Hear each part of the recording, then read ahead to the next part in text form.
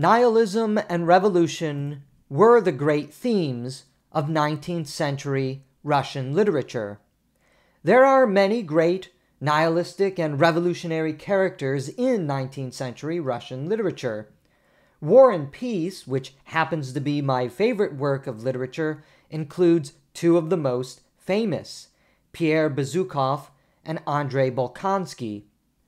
Looking over the horizon of Russian nihilistic and revolutionary characters, we also find famous individuals like Pavel Pasha Antipov, later Strelnikov, and Raskolnikov, alongside many others.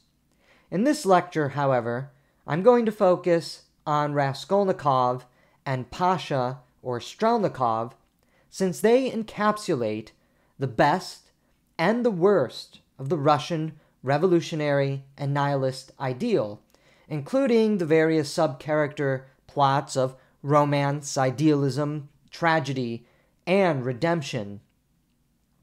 Mid-19th century Russia, as we know, was a turbulent time, especially intellectually. The intelligentsia was breaking away from the rigid social norms of their aristocratic heritage, and most came to reject the ritual and spirituality of the Russian Orthodox Church, with a few notable exceptions. In their rejection of the old order, they embraced egoist nihilism emanating out of the post-Hegelian philosophies of Germany, especially as promoted by Ludwig Feuerbach and Max Stirner. The essence of Russian nihilism was not the absence of values or the assertion of the meaninglessness of life, as crude presenters of nihilism like to claim. Far from it. Russian nihilism was a philosophy of individualist liberation and progress. The emptiness of the cosmos and the socially constructed morality imposed upon Europe by Christianity was the target of the nihilist movement. Nihilism, as it emanated out of the post-Hegelian philosophies of Germany and took root in Russia, did say that life was ultimately meaningless, but it was in recognizing the meaninglessness of life that humans could then construct and build a new system of values, a new world in which to live by. Revolutionary progress could create a new meaning of life and a new moral, social, and political order that would exceed and move out of the darkness and superstition and the oppression of the prior system that was itself socially created and imposed on the masses. Nihilism, in its intellectual credo, asserted two things. The first, which we all know, is the intrinsic meaninglessness of life, but also that all values are man-made, socially constructed, without reference to transcendence, deity, or divinity. It was the latter which actually preoccupied the minds of the nihilist intellectuals and writers. The belief that a new world could be made out of the ash heap of the old by those courageous enough to build from nothing. What Russian nihilism entailed then was the heroic concept of man. Man as an individual would liberate himself from the system that oppressed him and kept his creative and erotic ambitions and desires from manifesting itself. In this heroic liberation of the self out of the old order, the liberation of the self would necessitate the destruction of the old order and begin the process of ushering in the new creation, heaven on earth, if you will. Individuals in this process of liberative struggle would be able to create their own world and their own happiness and become man-gods in the process. It was the dream of Adam and Eve, without the fall. Once the reality of Russian nihilism as part of the broader German-European nihilist tradition of philosophy is understood, the Russian nihilist tradition is immediately seen as the backdrop to many of Russia's classic characters in literature. Andrei and Pierre in War and Peace are, for instance, nihilistic grandees with large ambitions at the beginning of the novel. So too are Raskolnikov and Kirill in Dostoevsky's works. So too is Pasha Antipov in Dr. Zhivago. This doesn't even begin to include the myriad of characters who dot the literary creations of other mid-19th century Russian writers and their literature. For instance, the writings of Nikolai Chernyshevsky and his work What is to be Done. As already mentioned, I will focus on Raskolnikov and Pasha Strelnikov because I think their examples are pertinent in understanding the tension within Russian literary culture and their universalism to us, readers of a non-Russian heritage, engaged in the intellectual and literary life. Though these characters are quintessentially Russian, part of a Russian intellectual and cultural debate that ruffled through the land of the Tsar and Vladimir Lenin, their construction and literary lives nevertheless speak to the universal soul of what it means to be human, notwithstanding the fact that today's readers and wandering pilgrims still living in the ashes of the old world burned by that revolutionary fire of the past 100 years, that nihilist onslaught which took place principally in Russia, the example of Raskolnikov and Pasha Strelnikov are teaching moments for any reader. Raskolnikov is a revolutionary nihilist, and the fact that Raskolnikov as revolutionary nihilist is now very easy to see by anyone who has read Dostoevsky's great work. Once the nihilist intellectual movement and spirit which was percolating through Russia, to which Dostoevsky was responding, is known to the reader. He is a young university student enamored with the possibility of liberation and creating a better world, and therefore in the very fertile soil for such intellectual indoctrination, the university, the place that Dostoevsky saw the nihilist ideas being transmitted. Raskolnikov has read European philosophy and is up to date on the trends therein, especially as emanating and being espoused from those supposedly more enlightened places in Europe. He believes himself capable of becoming the man-god, the hero, who will destroy the old world and help lead the suffering masses into a newer, better tomorrow. As we know, he fails, and he fails miserably. Pasha Antipov, as revolutionary nihilist, is also easy to see once that backdrop of shadows of Russian nihilism are brought to light. He is also a young university student, enamored with the possibility of liberation and creating a better world. He, too, is well-read in European ideas and engaged in the political activism of pre-revolutionary Russia. He is a liberal and a reformer, though not yet a Bolshevik.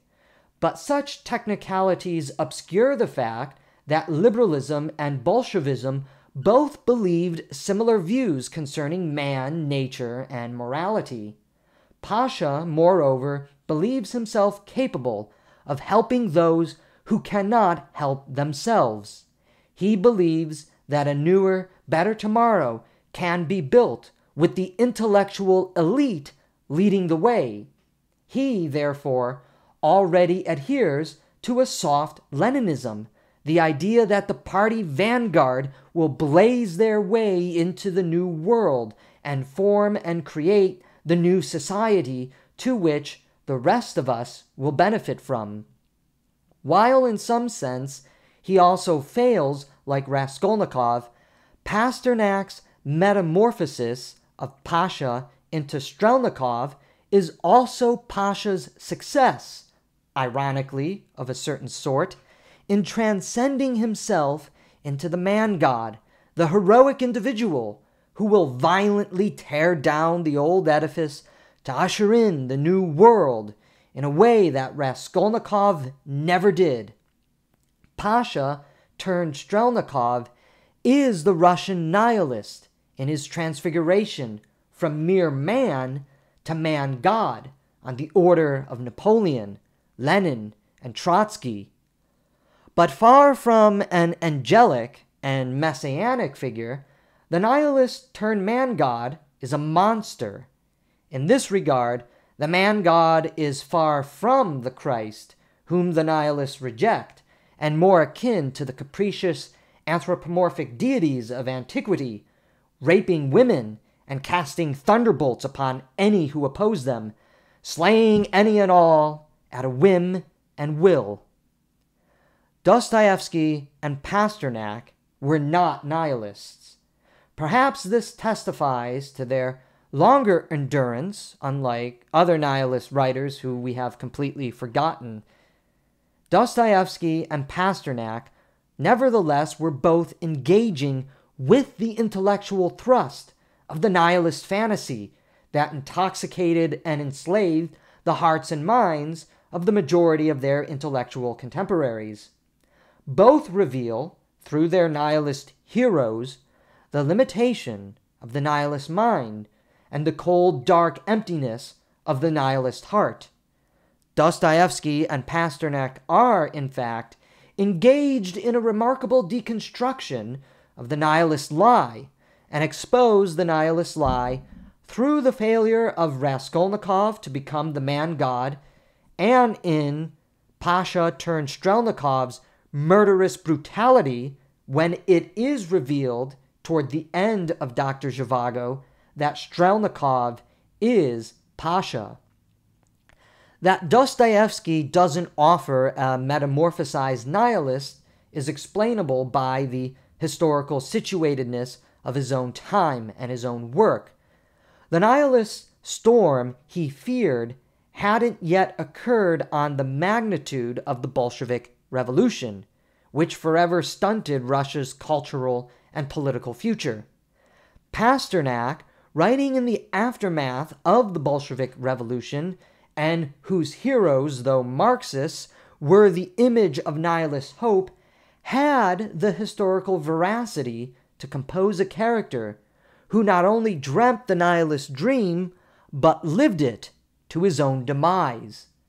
This makes the contrast between Raskolnikov and Pasha even more palpable, as it shows the two faces of the nihilist demon, the weak nihilist intoxicated by the ideas of nihilist utopia, who, though committing murder, is personally ruined in the process, and the nihilist revolutionary par excellence, who, in becoming the man-god, reveals himself as a butcher and destroys and ruins the lives of others in the process. In short, in the contrast between Raskolnikov and Pasha turned Strelnikov, there is no nihilist liberator with a benevolent, smiling face. What Dostoevsky and Pasternak both show in their tales of revolutionary heroes turned failures is how the nihilist aspiration destroys the reality of love itself. Both also reveal to readers that love is the only thing that can serve as the antidote to the nihilist bloodlust, whether the bloodlust of Raskolnikov's one-day outburst or the many years of brutal murder by Pasha turned Strelnikov. The absence of love is power, and power begets death and destruction, as Raskolnikov himself admits to Sonia at the climax of the novel, as he says, "Then I figured out, Sonia," he continued triumphantly, "that power is given only to him who dares to stoop and seize it. There's only one thing that matters. Just one thing. You have to dare. Later on, after being berated by Sonya for having abandoned God, who is love, meaning Raskolnikov has forsaken love in his daring lust for power, Raskolnikov acknowledges why he killed. Quote, "I simply killed. I killed for myself alone." End quote. Raskolnikov is honest in this confession, unlike the many other butchers who kill for some greater good, as Raskolnikov deceived himself into arguing at the beginning of the novel. This is not far off from Pasha's realization of what he has become in Dr. Zhivago. Meeting Yuri while being hunted by Bolshevik assassins toward the end of the story, the once proud and daring Strelnikov has become Pasha once again, the somewhat weak and feeble soul who was in love with Laura before the Great War. Pasha pleads and pleads and pleads with Yuri not to abandon him until he finishes his confession of how he took advantage of having been listed killed in action fighting on the Eastern Front, reinvented himself as the butcher of the Bolsheviks, had become a true believer in communism, but that his actions had also been done to return home to Laura. "Forgive me, I realize that I am touching on things that are dear and holy to you," he says to Yuri. "But I should like to ask you more questions, if you'll let me. Only please don't go away. Don't leave me alone. I'll be going soon myself.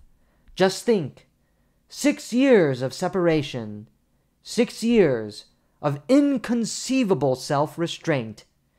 But I kept thinking that freedom was not yet wholly won. When I'd won it, I'd thought, my hands would be united, untied, and I could belong to my family once again.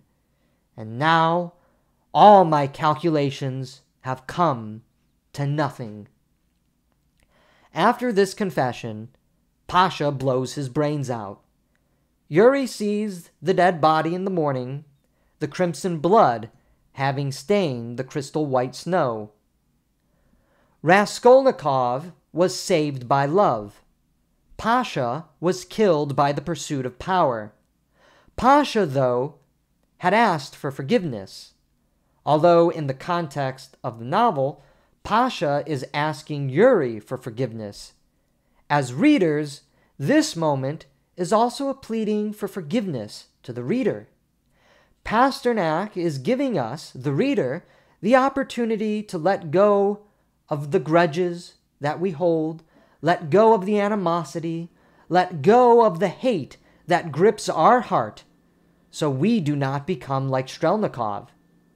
In the two, we see a stark contrast of the two destinies of the two revolutionaries. If we embrace suffering love and forgiveness, as Raskolnikov did, we can be transformed by the healing reality of love and forgiveness if we also have the conversion to accept love's forgiving and merciful hand, as Raskolnikov does in finally accepting Sonya's generosity and her mercy. And by the way, if you are not yet aware of it, Sonya is holy wisdom incarnate. She is the divine love of God made flesh. If we embrace, however, the pursuit of power and the negation of love, as Pasha did, we end up becoming Strelnikov, isolated, alone, alienated, a soul full of anger and hatred, turning to revolutionary bloodlust. In the end, Dostoevsky and Pasternak end their novels with hope. Hope in love, hope that love brings new life, hope that murder and the pursuit of power is not all that defines us as humans. For Raskolnikov and Sonya, love entailed suffering, suffering together, Sonya waits for Raskolnikov's prison sentence to end so the two can be together. The same, of course, is true for Yuri and Lara, for they had suffered together, and their suffering together gave them the strength to persevere and endure, to survive the revolution and the civil war. The dark shadow of Strelnikov has passed.